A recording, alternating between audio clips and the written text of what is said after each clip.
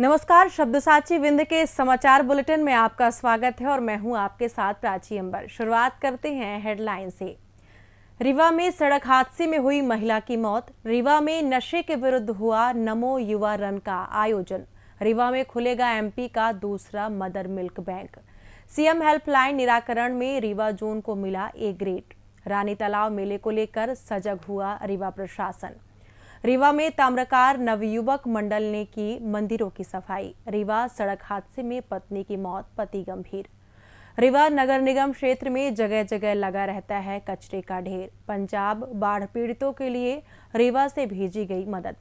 रीवा में विधायक और सांसद की सद्बुद्धि के लिए किया गया यज्ञ। सतना जिला अस्पताल में नहीं है ब्लड बैंक की पर्याप्त व्यवस्था। सतना में पकड़ी गई 48 लाख की अवैध शराब। सितंबर के अंत तक प्रदेश में होगी हल्की बारिश। जादू देखा है, हम दिखाते हैं। आप सोचिए, हम बनाते हैं। अपने घर या ऑफिस को सजाएं मनपसंद डिजाइन के कस्टमाइज वॉलपेपर्स, ब्लाइंड्स, पेंटिंग्स और लेजर कटिंग से बनी आकर्षक चीजों से। आज ही कॉल कीजिए 7611125428, क्योंकि आपकी कल्पनाओं को पंख देना भी जरूरी है।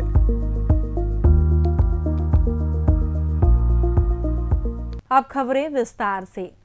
रीवा जिले के मनगवा थाना क्षेत्र स्थित रीवा रोड ओवरब्रिज के पास डबल डेकर बस की चपेट में आने से एक महिला की मौत हो गई। प्रत्यक्षदर्शियों ने कहा कि बस नंबर CG10 BP 3716 तेज रफ्तार में थी, जिसकी वजह से ड्राइवर बस को नियंत्रित नहीं कर पाया। बताया जा रहा है कि बस की चपेट में आने के बाद महिला रोड पर 30 मिनट तक तड़पती रही। किसी ने इसकी सूचना ना तो पुलिस को दी और ना ही एम्बुलेंस बुलाया। तब तक महिला की मौत हो चुकी थी। काफी देर के बाद वहां मौजूद लोगों ने हादसे की सूचना मनगवा पुलिस को दी।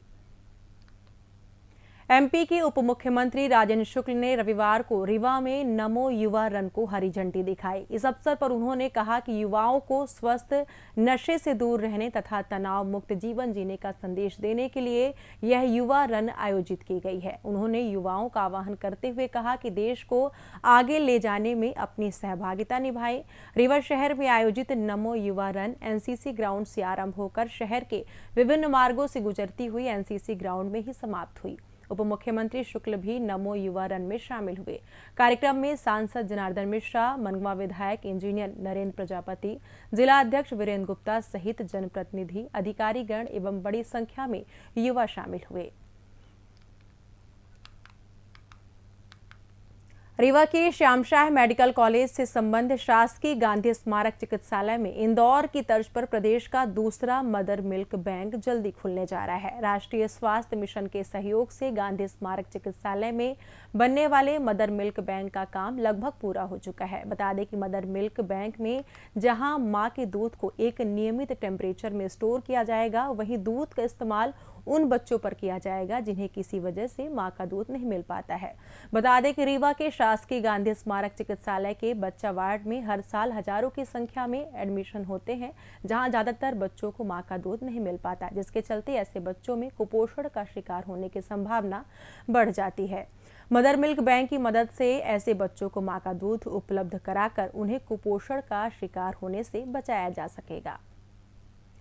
पुलिस महानिदेशक कैलाश मकवाना के निर्देशानुसार रीवा जोन आईजी गौरव राजपूत के निर्देशन में सीएम हेल्पलाइन की प्रदेश स्तर से जारी ग्रेडिंग अनुसार प्रथम समूह में रीवा जोन अंतर्गत जिला सिगरौली 2, सीधी 4, रीवा 14, सतना 18, द्वितीय समूह में मैहर 11, मऊगंज 20 में स्थान पर रहा। जोन के सभी 6 जिलों को ए ग्रेड रेटिंग दी गई है।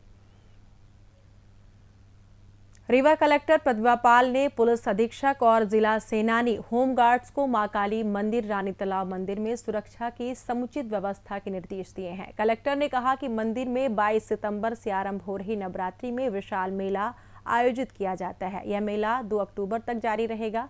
मेले में भोर से ही माता को जल चढ़ाने के लिए बड़ी संख्या में महिलाएं तथा अन्य भक्त पहुंचते हैं।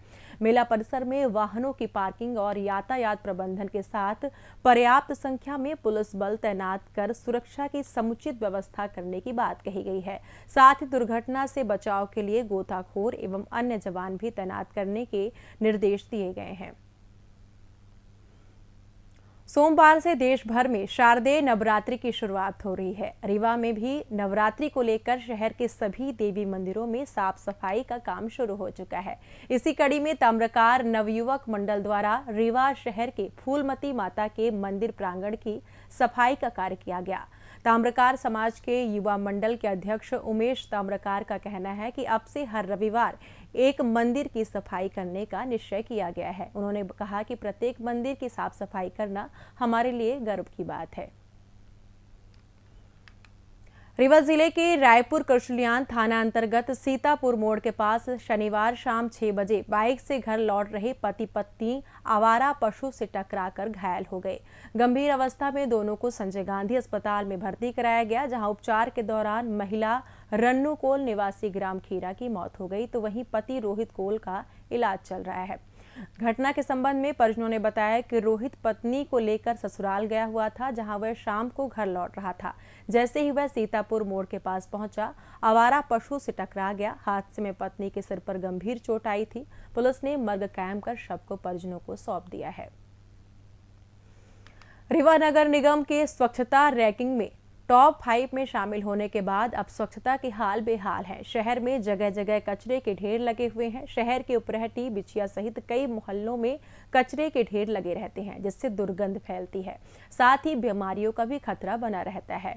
शहर में स्वच्छता की बदहाल स्थिति को लेकर नगर निगम परिषद की बैठक में नेता प्रतिपक्ष सहित सभी पार्षदों ने एक स्वर में आवाज उठाई थी। इसके बाद भी शहर में स्वच्छता की स्थिति में सुधार नहीं आया। यहाँ तक कि डोर टू डोर कचरा कलेक्शन के लिए पैसा लेने के बाद भी शहर में गंदगी फैली हुई है।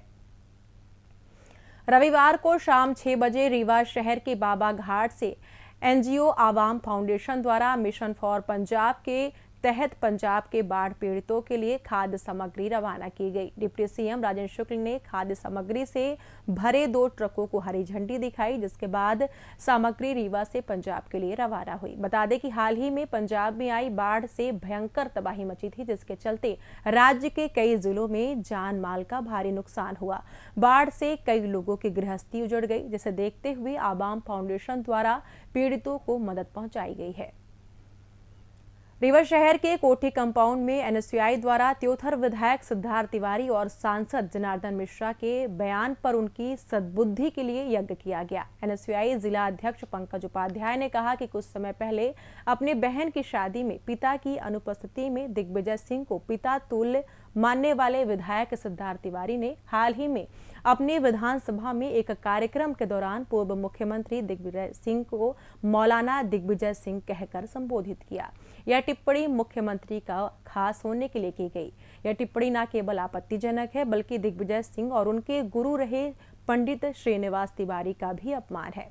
एनएसयूआई ने विधायक के इस बयान को निंदनीय करार देते हुए कहा कि त्योथर विधायक का यह शब्द राजनीतिक परंपरा के खिलाफ है। यदि वे जल्द ही सार्वजनिक माफी नहीं मांगते तो संगठन बड़े पैमाने पर आंदोलन करने के लिए बाध्य होगा।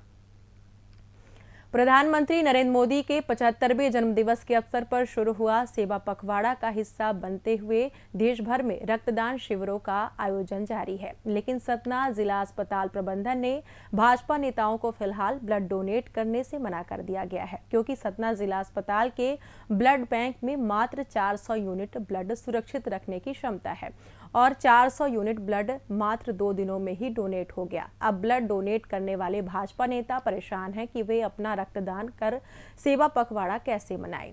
सतना जिला मुख्यालय होने के बाद भी यहां अभी मध्यम आकार का ब्लड बैंक स्थापित है, जिसकी क्षमता को अब बढ़ाने की मांग तेज हो गई है। सतना जिले के रामपुर बघेलान थाना क्षेत्र में पुलिस ने एक बड़ी कार्रवाई करते हुए अवैध रूप से बिहार ले जाई जा रही 48 लाख रुपए की अंग्रेजी शराब बरामद की है। पुलिस ने मौके से ट्रक चालक और क्लीनर को गिरफ्तार किया है। रामपुर बघेलान थाना प्रभारी संदीप चतुर्वेदी ने बताया कि शनिवार शाम को राष्ट्रीय राजमार्ग 39 पर रामवन मोड़ के पास वाहनों की जांच की जा रही थी। इस दौरान सतना की ओर से आ रहे एक ट्रक को रोका गया। जांच के दौरान ट्रक से विभिन्न ब्रांड की 869 पेटी अंग्रेजी शराब मिली। जब्त शराब की बाजार कीमत लगभग 48 लाख रुपए है, जबकि ट्रक की कीमत करीब 30 लाख रुपए बताई जा रही है। पुलिस ने ट्रक चालक रमेश कुमार और क्लीनर भियाराम निवासी बाड़मेर राजस्थान को हिरासत में लिया है। पूछताछ के दौरान दोनों ने शुरुआत में शराब को पंजाब से रीवा तक पहुंचाने की बात कही। हालांकि सख्ती से पूछताछ करने पर पता चला कि यह शराब बिहार ले जाई जा रही थी। पुलिस ने दोनों आरोपियों के खिलाफ आबकारी अधिनियम के तहत मामला दर्ज कर लिया है। देश के 4 राज्यों राजस्थान, पंजाब, गुजरात और हरियाणा से मानसून की वापसी शुरू हो चुकी है, लेकिन मध्य प्रदेश में अभी बारिश का दौर जारी है। कहीं हल्की फुहारें तो कहीं रिमझिम बौछारें लोगों को भिगो रही हैं। मौसम वैज्ञानिकों के मुताबिक प्रदेश में फिलहाल सिर्फ एक ट्रफ लाइन सक्रिय है, लेकिन लोकल सिस्टम की एक्टिविटी के कारण भी बारिश हो रही है। शनिवार को प्रदेश के 25 से ज्यादा जिलों में पानी बरसा। मौसम विभाग के अनुसार प्रदेश के पूर्वी हिस्से के ऊपर एक साइक्लोनिक सर्कुलेशन भी एक्टिव है। कुछ जिलों में लोकल सिस्टम के एक्टिव होने से भी बारिश हो रही है। मौसम विभाग द्वारा पूरे प्रदेश में हल्की बारिश का येलो अलर्ट जारी किया गया है। इसी के साथ ये समाचार बुलेटिन समाप्त हुआ। कल फिर मिलेंगे नई खबरों के साथ। जुड़े रहिए शब्दसाची विंध्य से, और विंध्य से जुड़ी तमाम खबरों के लिए हमारे चैनल को सब्सक्राइब कर दें। अपने आसपास की खबरें हम तक पहुंचाने के लिए स्क्रीन पर दिए गए नंबर पर आप संपर्क कर सकते हैं। धन्यवाद।